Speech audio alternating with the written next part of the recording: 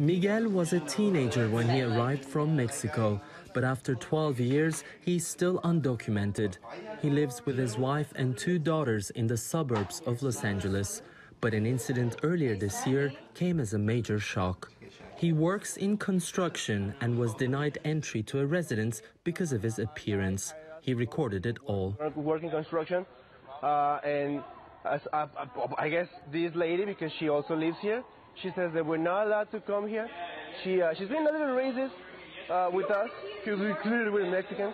This was an attack completely against my persona. She's blocking the entrance. I'm like, we had the permit to be here. So that is like, no, you guys are gonna steal something from here, I'm pretty sure. And the confrontation ended with assault.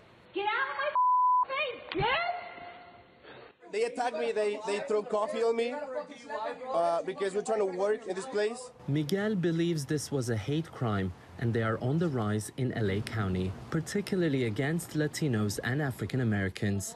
That's according to the latest report by the county's Commission on Human Relations.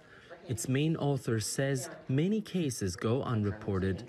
Persons who are linguistically or culturally isolated, or who may be anxious about contact with police because of either their own immigration status or members of their family, face barriers and obstacles to reporting hate crimes. While many factors may be contributing to the rise in hate crimes, Professor Brian Levin points out that the worst month in the last 14 years was the month of President Trump's election. It doesn't necessarily go up every time a political leader says something derisive, but when it's tied to some kind of widespread coverage and a catalytic event like an election or a terror attack, there appears to be big spikes, and certainly I would counsel leaders to be responsible in their public rhetoric. Donald Trump has maintained a harsh rhetoric towards illegal immigration ever since his election.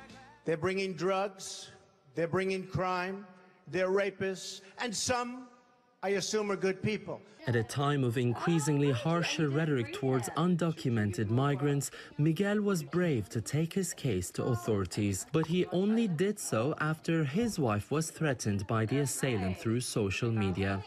The family sought a restraining order in court, but their request was dismissed. If I'm being very honest with you, I don't think that we got justice. And to be quite blunt, I feel like the judge really sided with the white American for reasons that she was also a white American. Miguel chose not to press charges after his incident, but many like him are afraid to even call the authorities in the first place, at a time when both political and racial divisions seem to be on the rise. It is Tian Shan, TRT World, Los Angeles.